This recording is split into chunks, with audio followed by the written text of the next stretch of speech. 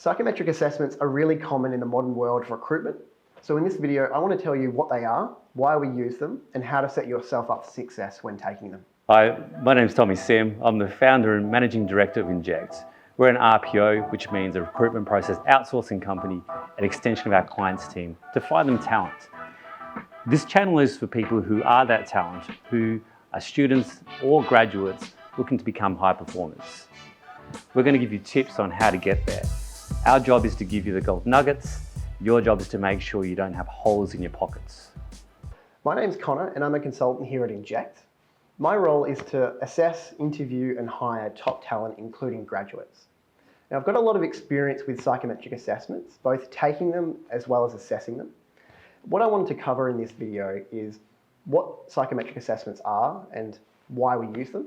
I wanted to cover off some tips on how to set yourself up for success, as well as introducing you to some possible practice assessments that you can use to really get yourself familiar with these assessments.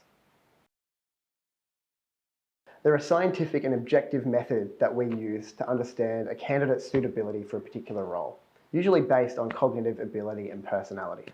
Across your time applying for roles, you're probably going to run into two different types of assessments. The first are ability assessments. This can include a whole range of different assessments, things like inductive reasoning and problem solving. So tests that often involve you identifying patterns and solving abstract problems or complex problems. And these are really important for us to understand how you might approach problem solving in the workplace.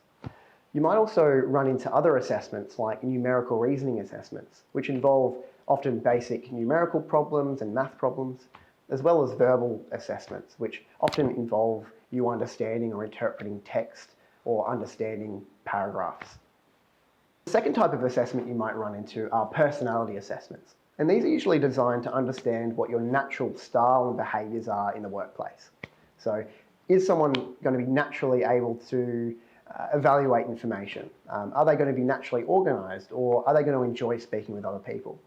These are going to be some areas that personality assessments can find out about someone and, again, can measure someone's suitability for a particular role. A really important tip is to complete the assessments at a time of day where you're feeling the best. So try and pick a time where you're not feeling fatigued and tired, but a time where you're feeling energetic and ready to take them and do your best. My second tip is to do some practice questions before you do the assessment itself. Often a lot of the assessments that we send to candidates will come with practice questions, and these can be really important to familiarise yourself on what is expected in the actual assessment itself. So practice assessments can help familiarise yourself with the content that you're going to be doing in the assessment itself. Here are some links that will take you to some popular assessments that are used out in the market, including the ones we use in Inject. Another tip is to plan your time carefully and know when to move on if you get stuck on a question. Often the assessments we send have many questions to complete in a limited time frame. So being sure and being aware of how much time to answer each question can be really important. So if you've got 20 questions to complete in 20 minutes, try and plan for doing one question a minute and move on if you get stuck on a particular question. My next tip is to simply be yourself when taking a personality assessment.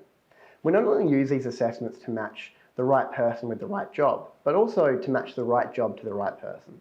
So by being really clear and transparent and by being yourself, you can make sure that you're going for a role that's going to suit your natural behaviour. My next tip is to know what tools to use and how best to use them. As an example, if you're doing a numerical test, find out whether or not you can use a calculator. You really want to set yourself up for success here and use every possible advantage. So psychometric assessments are becoming more and more common in the world of recruitment. That's why it's really important that you understand why we use them and what's involved. And hopefully you can apply some of these tips to improve your chances of finding the job that you're looking for. If you've taken psychometric assessments for a job application before, what's been your experience? Are there any other additional tips? I'd love to hear from you. If you found value in that content, remember to like, subscribe and hit that bell notification so you get these videos ahead of the pack. Thanks for watching and see you next time.